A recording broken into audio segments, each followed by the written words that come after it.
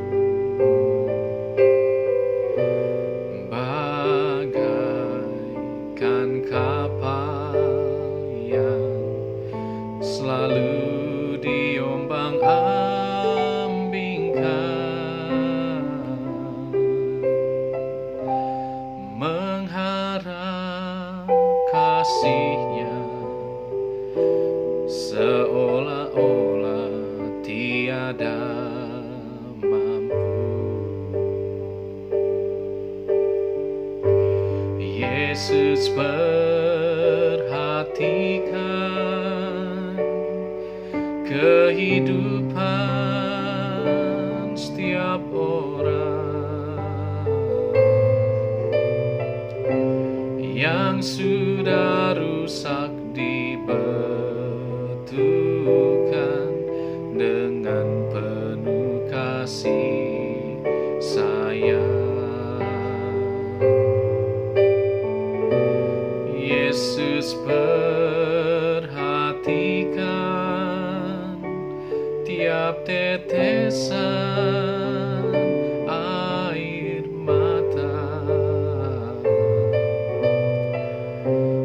Dia mengenal hatiku yang penuh penyesalan dosa.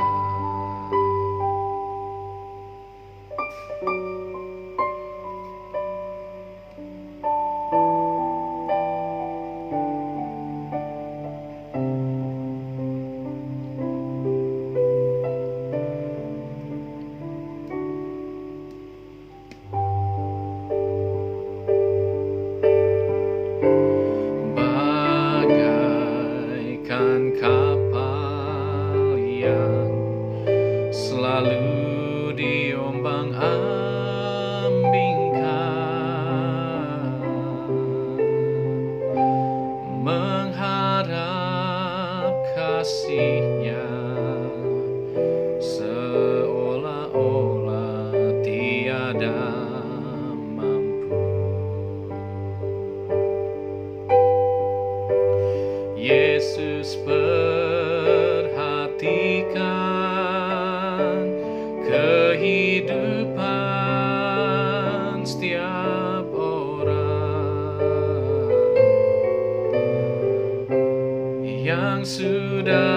rusak dibetulkan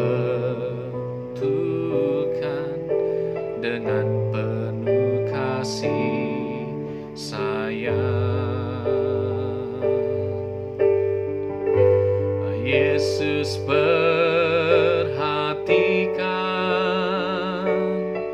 tiap tetesan air mata. Dia mengenal hatiku yang penuh penyesalan dosa. Dia mengenal hatiku yang penuh penyesalan dosa.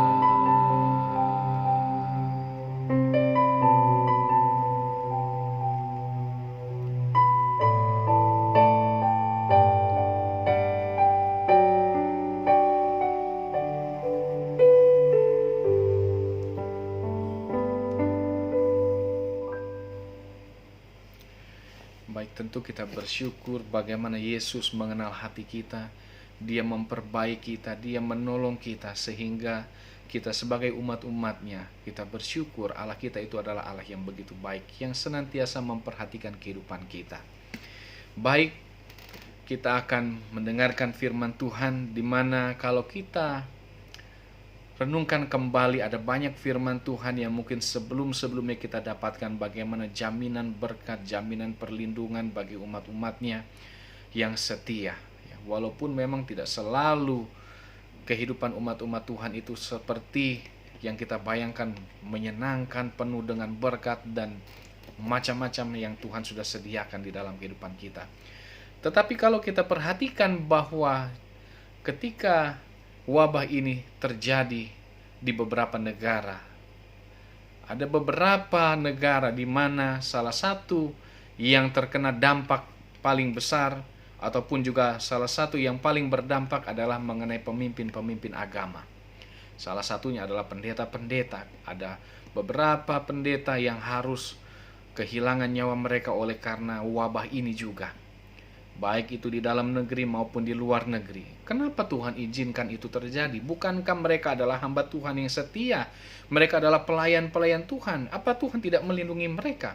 Atau bahkan mungkin ada tua-tua jemaat ataupun anggota jemaat yang juga harus kehilangan nyawa mereka oleh karena wabah ini. Di mana Tuhan? Apakah Dia tidak sanggup menolong umat-umatnya? Apakah Dia tidak sanggup menolong hamba-hambanya yang terkena penyakit ini? Saudara-saudara, kita akan mempelajari hal ini dari ada beberapa tokoh yang akan saya bagikan pada Sabat hari ini. Tokoh yang pertama, mari kita buka Alkitab kita di dalam Ayub pasal yang pertama. Kita buka Ayub pasal yang pertama. Ini adalah kisah kehidupan mengenai seorang yang bernama Ayub ya. Ayub pasal yang pertama, ayat yang pertama dikatakan, ada seorang laki-laki di tanah Uz bernama Ayub. Orang itu saleh dan jujur, ia takut akan Allah dan menjauhi kejahatan.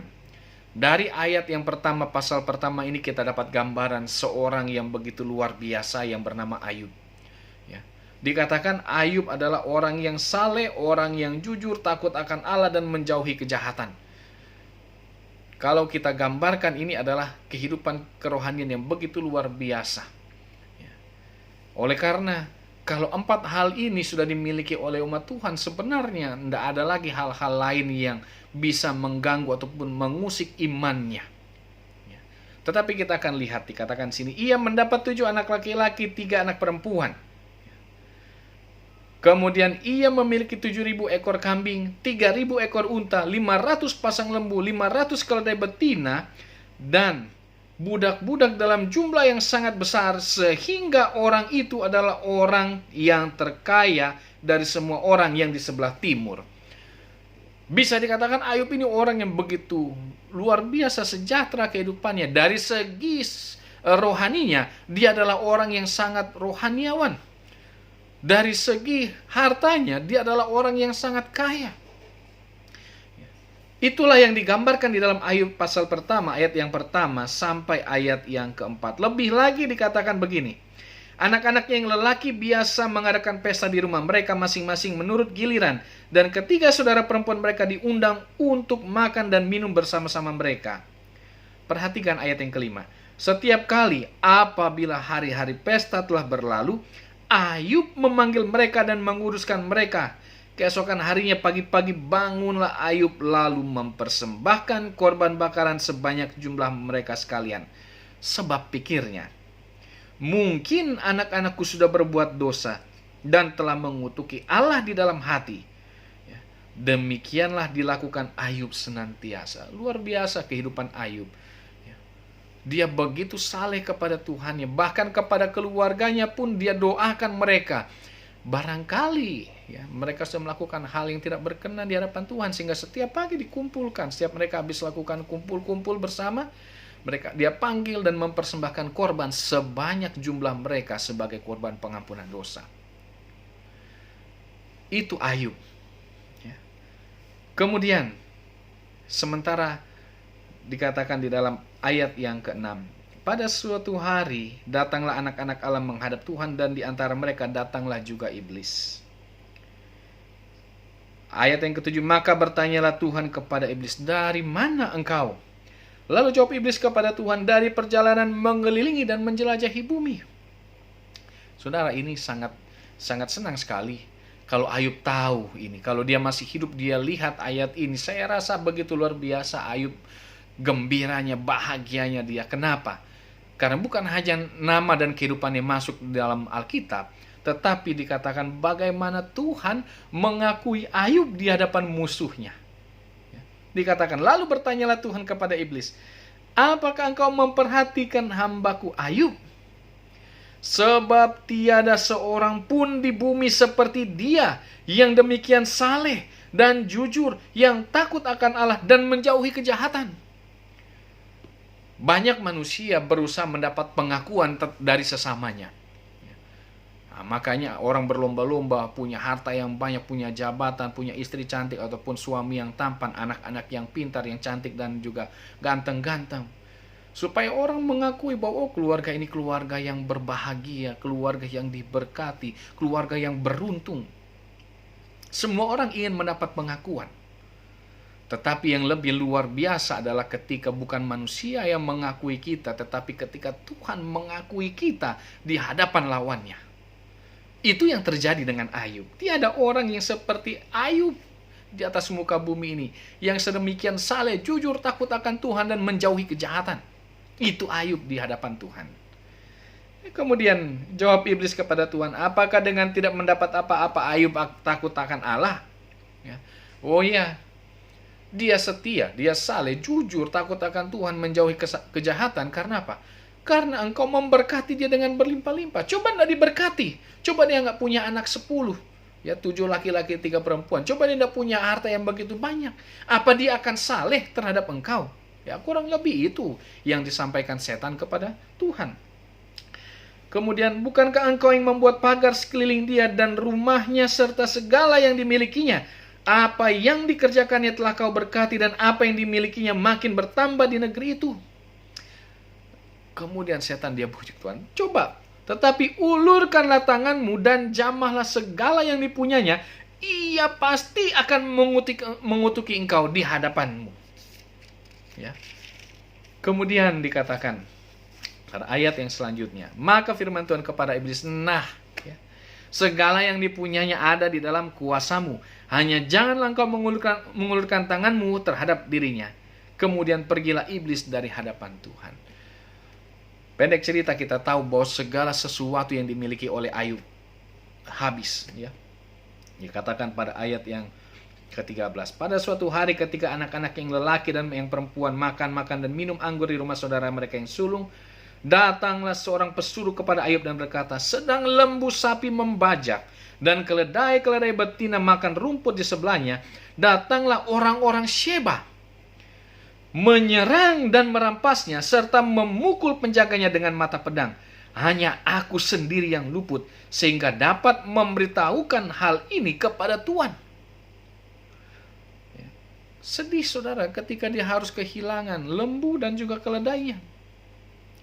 Tetapi dikatakan, sementara orang itu berbicara, datanglah orang lain dan berkata, api telah menyambar dari langit dan membakar serta memakan habis kambing domba dan penjaga-penjaga. Hanya aku sendiri yang luput sehingga dapat memberitahukan hal itu kepada Tuhan. Tidak sampai di situ. Sementara orang itu berbicara, datanglah orang lain dan berkata, orang-orang Kasdim membentuk 3 pasukan, lalu menyerbu unta-unta dan merampasnya, serta memukul penjaganya dengan mata pedang. Hanya aku sendiri yang luput sehingga dapat memberitahukan hal itu kepada Tuhan. Dan yang terakhir, yang begitu mengusik, seharusnya mengusik sekali perhatian Ayub, dikatakan, sementara orang itu berbicara, datanglah orang lain dan berkata, anak-anak Tuhan yang lelaki dan yang perempuan sedang makan-makan dan minum anggur di rumah saudara mereka yang sulung. Maka tiba-tiba angin ribut bertiup dari seberang padang gurun. Rumah itu dilandanya pada 4 penjurunya dan roboh menimpa orang-orang muda itu, sehingga mereka mati. Hanya aku sendiri yang luput sehingga dapat memberitahukan hal itu kepada Tuhan. Perhatikan, lucu saudara. Kenapa? Dari semua rentetan ini dikatakan masing-masing ada 1 orang yang selamat. Seolah-olah diizinkan selamat untuk memberitahukan hal ini kepada Ayub. Ayub kehilangan hartanya sekaligus, ya, berentetan.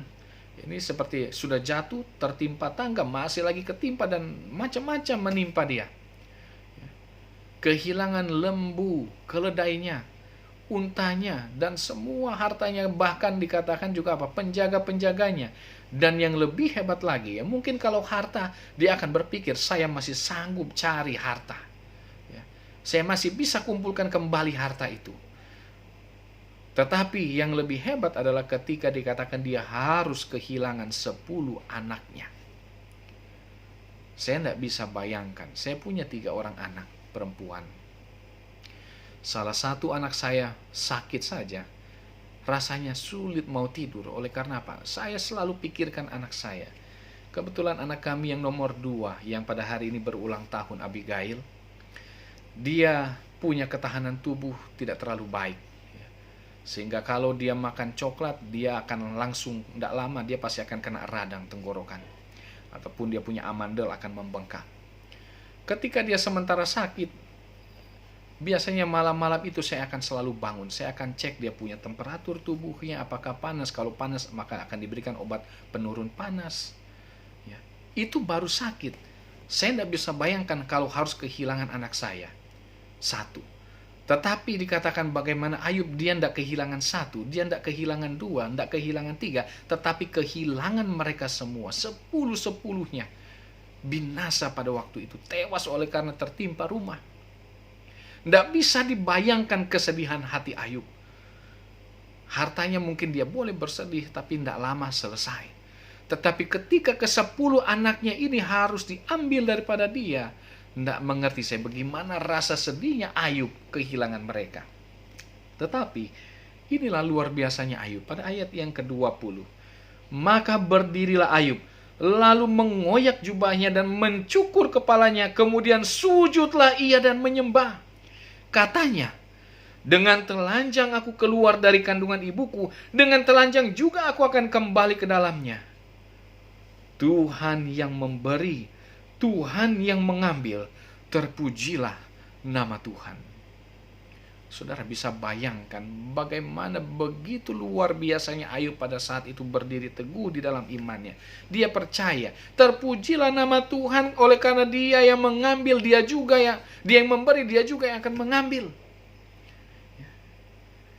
Dan ayat yang ke-20 dikatakan, dalam kesemuanya itu Ayub tidak berbuat dosa dan tidak menuduh Allah berbuat yang kurang patut. Hebat ini Ayub ini. Tetapi pada pasal yang kedua dikatakan, maka suatu hari datanglah anak-anak Allah menghadap Tuhan, dan di antara mereka datang juga iblis untuk menghadap Tuhan. Maka bertanyalah Tuhan kepada iblis, dari mana engkau? Lalu jawab iblis kepada Tuhan, dari perjalanan mengelilingi dan menjelajah bumi. Kembali, bukan 1 kali Ayub di hadapan musuh Tuhan diakui, Tetapi ayat yang ketiga, firman Tuhan kepada iblis, apa engkau memperhatikan hambaku Ayub? Sebab tiada seorang pun di bumi seperti dia yang demikian saleh dan jujur, yang takut akan Allah dan menjauhi kejahatan. Ia tetap bertekun dalam kesalehannya, meskipun engkau telah membujuk aku melawan dia untuk mencelakakannya tanpa alasan. Luar biasa ini, bagaimana dikatakan apa? Sekalipun engkau bujuk saya untuk mencelakakan dia, tetapi lihat Ayub, dia tetap berdiri teguh di hadapanku. Tidak seperti yang engkau tuduhkan, kalau tidak dikasih apa-apa, kalau Ayub tidak punya apa-apa, dia akan sangkal namaku. Tetapi sekarang lihat, tidak terbukti semua itu. Lalu dikatakan, ayat yang keempat, lalu jawab iblis kepada Tuhan, kulit ganti kulit, orang akan memberikan segala yang dipunyai ganti nyawanya. Tetapi ulurkanlah tanganmu dan jamahlah tulang dan dagingnya, ia pasti mengutuki engkau di hadapanmu. Sekarang setan katakan apa? Oh ya, sekarang coba lihat, kalau orang sakit parah, apakah dia masih mau setia, atau dia akan berusaha untuk bagaimana caranya untuk bisa sembuh, termasuk juga mungkin mengutuk Tuhan. Ya, Tuhan katakan apa? Maka firman Tuhan kepada iblis, nah, ia dalam kuasamu, dikatakan hanya sayangkan nyawanya. Dan kemudian dikatakan iblis pergi dari hadapan Tuhan, lalu ditimpanya Ayub dengan bara yang busuk dari telapak kakinya sampai ke batu kepalanya. Lalu Ayub mengambil sekeping beling untuk menggaruk-garuk badannya sambil duduk di tengah-tengah abu. Tentu Ayub membutuhkan apa? Support, dukungan. Ya. Oleh karena apa? Dia kehilangan hartanya, dia kehilangan anak-anaknya, sekarang dia ditimpa penyakit. Tetapi pada ayat yang 9, maka berkatalah istrinya kepadanya, ini karena saking kasihan istrinya melihat kondisi Ayub yang begitu luar biasa, tertekan sekali. Dikatakan, masih bertekunkah engkau dalam kesalehanmu? Kutukilah Allahmu dan matilah. Dia berharap Ayub apa? Ya sudah tidak apa-apa, daripada kamu menderita seperti ini, mendingan kamu kutuk, Tuhan marah, kemudian kamu dibinasakan. Selesai. Ya. Tetapi ayat yang ke-10 dikatakan, tetapi jawab Ayub kepadanya, engkau berbicara seperti perempuan gila. Apakah kita mau menerima yang baik dari Allah, tetapi tidak mau menerima yang buruk? Dan dikatakan, dalam kesemuanya itu, Ayub tidak berbuat dosa dengan bibirnya. Tidak sampai di situ penderitaan Ayub. Dikatakan, datang ketiga sahabat Ayub, ya. Dikatakan yakni Elfas orang Teman, Bildad orang Suah, serta Zofar orang Naamah. Ya. Dikatakan mereka menuduh Ayub melakukan apa? Hal yang tidak-tidak. Ya. Dan kemudian nanti ada juga seorang yang bernama Elifas yang menegur Ayub, jangan-jangan engkau sudah melakukan dosa yang engkau sembunyikan. Ya. Hanya engkau yang tahu. Sehingga Tuhan marah, dan sekarang Tuhan lihat akibatnya. Tuhan marah dan semua yang engkau miliki diambil, bahkan engkau sekarang kena penyakit. Lihat. Lebih baik kamu apa? Mengaku dosamu, kemudian bertobat minta ampun sama Tuhan. Barangkali Tuhan akan ampuni kamu dan pulihkan kamu. Luar biasa tekanan demi tekanan yang dihadapi oleh Ayub.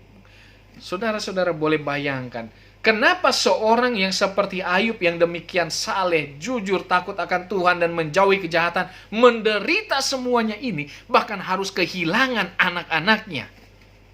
Kenapa? Tuhan tidak tolong. Kita perhatikan, Tuhan terkadang izinkan segala sesuatu terjadi di dalam kehidupan kita karena Dia tahu kita sanggup. Tuhan izinkan hal itu terjadi. Bahkan ketika Ayub dan Tuhan berbicara, ya, mereka saling menjawab satu dengan yang lain. Ketika Ayub tanya sesuatu, Tuhan jawab dengan yang lain. Ya. Ketika Ayub tanya, kenapa Tuhan? Tuhan jawab, apa engkau pernah lihat kambing gunung beranak? Apa engkau tahu itu bagaimana aku meletakkan dasar bumi ini? Atau kamu lihat rasi bintang itu? Apa kamu tahu siapa yang meletakkannya? Mungkin kalau kita di posisi Ayub, kita akan bingung. Kita tanya kenapa sama Tuhan, Tuhan jawab yang lain. Tetapi ternyata Ayub apa? Dia senang dengan jawaban Tuhan itu. Dia lihat jawaban Tuhan itu begitu luar biasa. Kenapa? Untuk orang yang sementara tertekan, biasanya tidak akan bisa berpikir dengan baik, ya, oleh karena dia pikirkan segala permasalahan. Tetapi Ayub luar biasa. Ketika Tuhan jawab, "Di mana engkau ketika aku meletakkan dasar bumi? Apa engkau pernah melihat kambing gunung beranak?" Dan lain sebagai macam Tuhan jawab. Dan Ayub senang dengan jawaban Tuhan. Kenapa? Kalau kambing aja beranak Tuhan perhatikan, apalagi kehidupan saya. Sehingga dikatakan Ayub mencabut perkataannya. Dan dia apa? Dia tunduk di bawah otoritas Tuhan pada waktu itu. Dan kita lihat bagaimana pada akhirnya Ayub dipulihkan oleh Tuhan. Bahkan dikatakan apa? Kekayaannya dikembalikan 2 kali lipat dari sebelumnya. Itu Ayub. Anak-anaknya lahir lagi. Anak-anak bagi Ayub. Bahkan dikatakan apa? Dari 3 anak perempuan Ayub, tidak ada anak perempuan yang lebih cantik daripada mereka pada zaman itu. Itu makanya 2 anak saya ambil nama dari anak-anak Ayub, Kesia dan juga Karen. Saudara-saudara, terkadang Tuhan izinkan sesuatu terjadi di dalam kehidupan kita karena Dia tahu kita sanggup untuk bisa menghadapinya. Itu adalah teladan dari Ayub. Sekarang kita akan melihat satu tokoh kembali, satu tokoh lagi di dalam Perjanjian Baru yang bernama Yohanes Pembaptis. Kita tahu siapa Yohanes Pembaptis ini, ya. Kita tidak akan membahas dari awal kelahiran daripada Yohanes Pembaptis, tetapi kita lihat Yohanes Pembaptis adalah seorang yang membuka jalan bagi Mesias. Ada suara yang berseru-seru di padang gurun, ya. Buka jalan bagi juru selamat. Bahkan dia harus membaptiskan Yesus ketika Yesus datang. Ya, ketika dia sementara membaptis, Yesus datang dan minta dibaptis. Yohanes bilang apa? "Membuka kasutmu pun aku tidak layak." Tapi Yesus bilang, "Tidak apa-apa, perbuatlah." Ya, baptis Yesus supaya genap seperti yang disampaikan oleh kitab suci. Pendek cerita, kita tahu bagaimana Yohanes Pembaptis dia ditangkap oleh Herodes. Ya. Oleh karena pada waktu itu Yohanes menegur Herodes oleh karena dia melakukan satu perbuatan zina, ya, dengan Herodias. Dan pendek cerita dikatakan oleh karena teguran ini Herodias ini dia merasa sakit hati. Kemudian satu kali ketika Herodes sementara mengadakan jamuan pesta, dikatakan anak perempuan Herodias ini menari di hadapan Herodes dan membuat kagum akan Herodes, sehingga dia membuat satu janji, "Apa saja yang kamu minta akan saya kabulkan." Karena sakit hati daripada ibunya ini terhadap Yohanes Pembaptis, dia bilang apa? Minta sama Herodes nanti. Minta kepala daripada Yohanes Pembaptis. Herodes tahu, dia sadar bahwa Yohanes Pembaptis adalah seorang yang berpengaruh pada waktu itu. Dan tentunya oleh karena dia sudah berjanji kepada anak perempuan dari Herodias ini, dia malu untuk mencabut janjinya di hadapan orang banyak pada waktu itu. Sehingga apa? Dipenggallah kepala daripada Yohanes Pembaptis ini. Saudara-saudara, kita tahu terkadang hal-hal yang kita inginkan tidak terjadi seperti yang kita harapkan. Apakah dengan mengikut Tuhan kemudian hidup kita pasti akan aman-aman? Ya, boleh jadi hidup kita boleh terjaga aman di dalam perlindungan Tuhan. Tetapi terkadang tidak jadi demikian. Perhatikan beberapa murid-murid Yesus juga. Ada yang seperti Petrus, ya, dia mati digantung, disalibkan dengan terbalik. Dan ada yang direbus dengan minyak dan macam-macam. Tuhan izinkan segala sesuatu terjadi.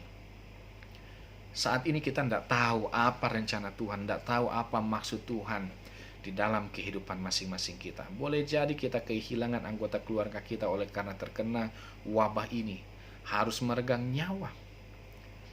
Boleh jadi ada hamba-hamba Tuhan yang harus mati oleh karena wabah ini. Apakah dengan demikian berarti menunjukkan Allah kita tidak sanggup melepaskan mereka dari sakit mereka? Apakah dengan demikian berarti Allah kita tidak perhatian terhadap umat-umatnya yang sanggup memberikan kesembuhan ataupun menghindarkan sakit daripada kehidupan umat-umatnya? Tidak. Saat ini kita tidak bisa pahami apa rencana Tuhan, apa maksud Tuhan di dalam kehidupan kita. Mengapa ini terjadi? Mengapa itu harus terjadi? Tetapi firman Tuhan katakan apa? Rancanganku bukan rancanganmu, jalanku bukan jalanmu. Sejauh apa? Sejauh langit dan bumi itu demikianlah rancanganku dari rancanganmu. Kita tidak bisa pahami kenapa Tuhan izinkan terjadi. Dan perhatikan dalam kasus Ayub. Tuhan izinkan itu terjadi di dalam kehidupan Ayub. Harus kehilangan 10 anaknya yang dia pasti sayangi.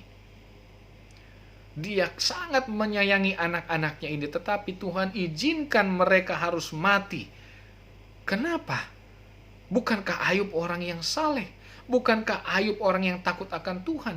Dia menjauhi kejahatan. Begitu luar biasa kesetiaannya kepada Tuhan. Bahkan anaknya mungkin tidak melakukan kesalahan, tetapi dia memohon keampunan kepada Tuhan supaya barangkali ada salah yang mungkin dilakukan anaknya. Tetapi kenapa Tuhan izinkan semua itu terjadi?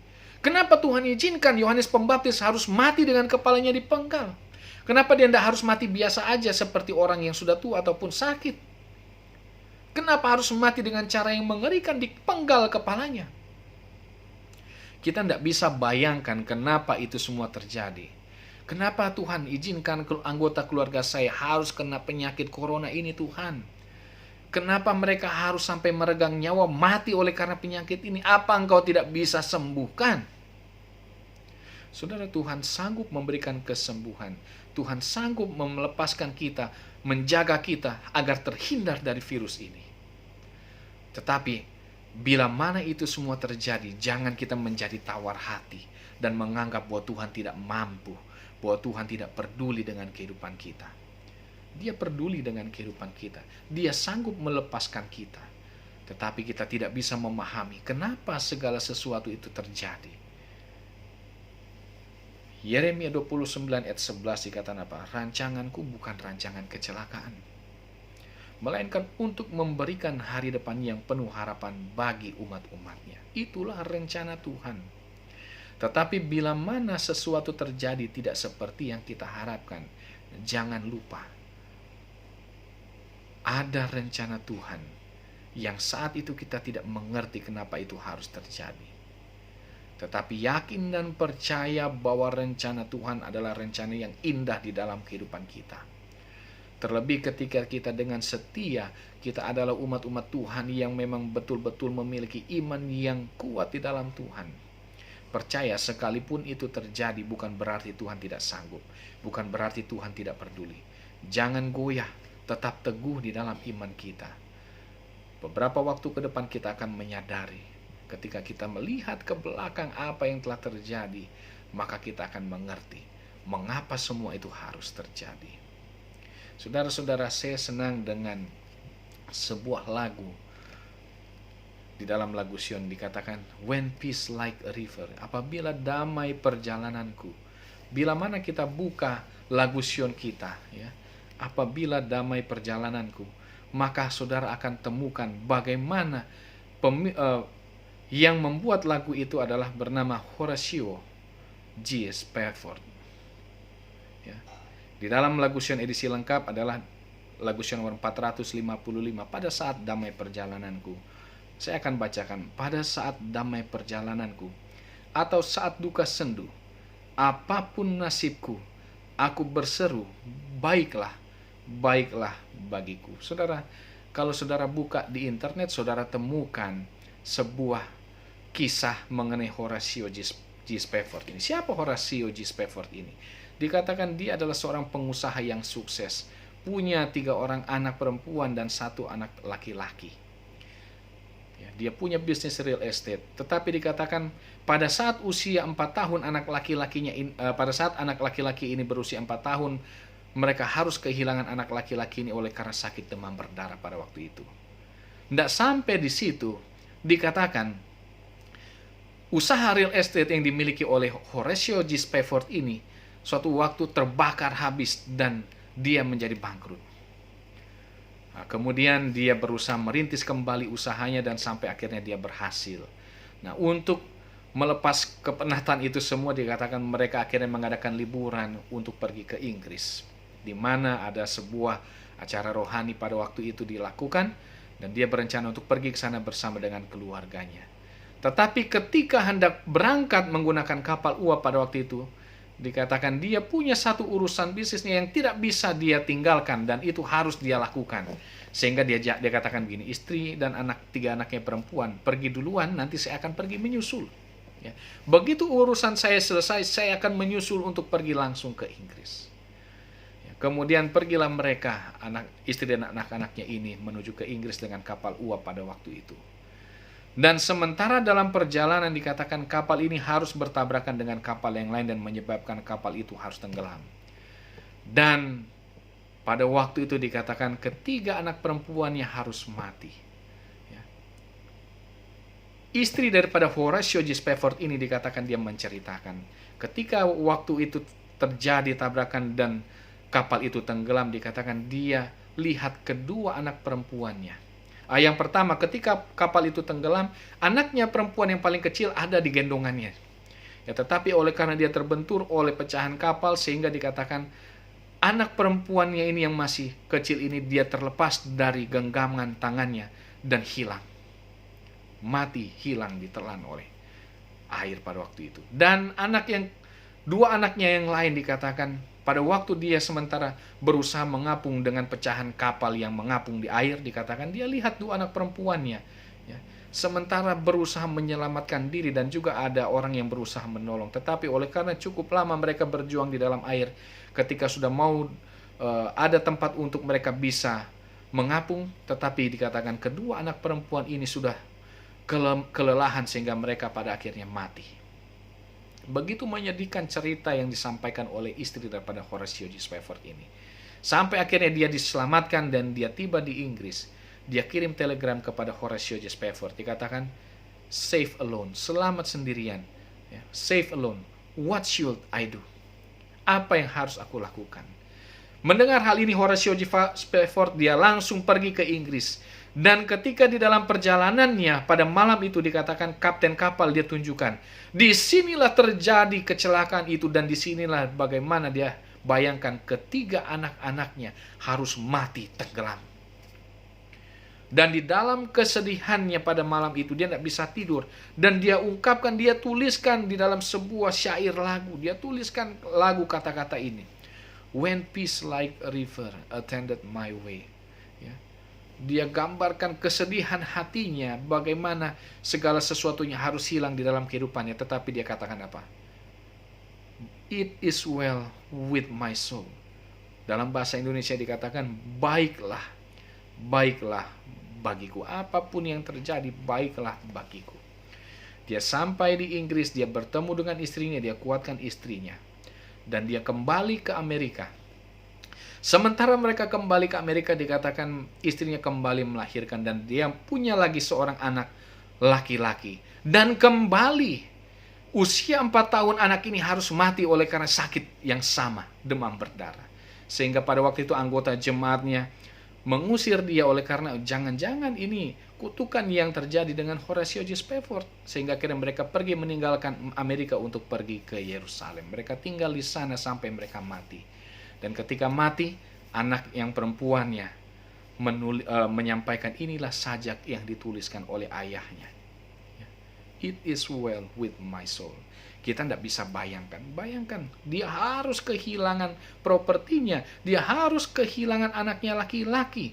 Dia harus kehilangan 3 anaknya perempuan. Dia harus lagi kehilangan anaknya laki-laki lagi. Usia 4 tahun dengan penyakit yang sama. Tidak bisa dibayangkan kenapa Tuhan izinkan itu terjadi di dalam kehidupannya. Tetapi itulah rencana Tuhan. Kita tidak bisa mengerti, tidak bisa kita pahami apa maksud Tuhan yang terjadi dengan situasi yang sementara terjadi sekarang ini. Tetapi sebagaimana Horatio G. Spafford, itu pun baiklah bagiku. Kita tahu Tuhan menyediakan yang terbaik bagi umatnya. Sekalipun penderitaan ada kita alami, bukan berarti Tuhan tidak peduli, bukan berarti Tuhan tidak sayang di dalam kehidupan kita. Dia izinkan terjadi dengan satu tujuan yang mungkin kita tidak bisa pahami. Tetapi yakin dan percaya, rencana Tuhan di dalam kehidupan umat-umatnya tidak akan pernah gagal. Rencana Tuhan bagi umat-umatnya adalah rencana yang terbaik. Itu adalah yang terbaik yang Tuhan sediakan bagi kita.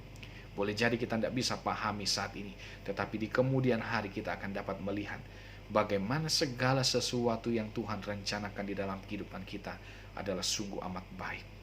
Oleh karena itu, bila mana saat kita menghadapi kehidupan saat ini ada kehilangan anggota keluarga kita oleh karena wabah ini, maka kita boleh berkata, itu pun baiklah bagiku Tuhan, karena aku tahu Engkau menyediakan yang terbaik bagi kehidupan umat-umatnya. Kehidupan saat ini adalah kehidupan yang sementara. Dunia ini adalah hanya apa? Tempat persinggahan kita. This world is not my home. I'm just a passing through. Kita ini hanya singgah sementara untuk kepada dunia yang Tuhan sudah sediakan bagi kita, Yerusalem yang baru. Oleh karena itu, biarlah firman Tuhan ini boleh menguatkan iman percaya kita. Sekalipun mungkin kita harus kehilangan anggota keluarga kita, sekalipun kita harus menderita karena wabah ini, bukan berarti Tuhan tidak peduli, bukan berarti Tuhan tidak sanggup, tetapi Dia tahu yang terbaik di dalam kehidupan umat-umatnya. Oleh karena itu, tetap teguh di dalam Tuhan, tetap jaga iman kita, pertumbuhkan iman kita di dalam Yesus, maka kita akan dipertemukan kembali dengan mereka yang telah mendahului kita, baik oleh karena wabah ini ataupun oleh karena sakit yang lain yang sebelumnya terjadi. Karena Dia janjikan, ada satu tempat aku sediakan bagimu, sebab di mana aku berada, kamu pun akan berada di sana. Inilah yang menjadi doa dan harapan kita, menolong kita untuk tetap setia kepada Tuhan sampai kedatangan Yesus yang kedua kali. Menjadi doa dan harapan kita, kiranya Tuhan Yesus memberkati kita semua. Kita bersatu di dalam doa.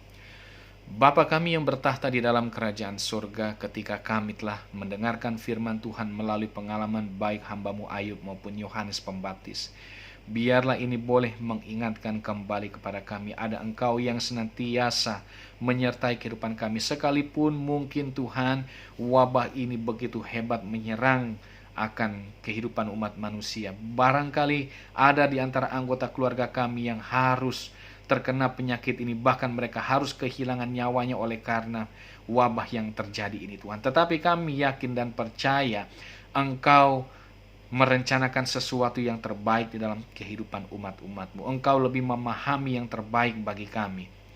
Sekalipun saat ini pikiran kami tidak dapat mengerti kenapa ini semua harus terjadi, tetapi biarlah teguhkan iman kami, yakinkan kepada kami bahwa Engkau punya rencana yang terbaik dalam kehidupan kami. Tuhan, teguhkan iman kami, perkuat kami Tuhan di dalam kehidupan kami, agar dari hari ke hari kehidupan kami boleh semakin dibawa lebih dekat kepadamu sampai kedatangan Yesus yang kedua kali. Engkau dapati kami tetap setia di dalam iman kami kepadamu Tuhan. Berkati masing-masing kami sepanjang hari Sabat ini, biarlah kami nikmati Sabat Tuhan dengan penuh sukacita, dan biarlah kami menikmati juga berkat Sabat yang Tuhan sudah sediakan bagi umat-umat-Mu yang setia menguduskan hari Sabat-Mu Tuhan. Ke dalam tangan-Mu kami mau serahkan segenap kehidupan kami. Inilah yang menjadi doa dan harapan kami. Kami mohon ampun bila mana ada dosa dan pelanggaran kami, karena doa ini kami alaskan hanya di dalam nama Yesus yang adalah Tuhan dan Juru Selamat kami. Kami telah berdoa dan mengucap syukur. Amin. Tuhan Yesus kiranya memberkati kita semua. Selamat hari Sabat.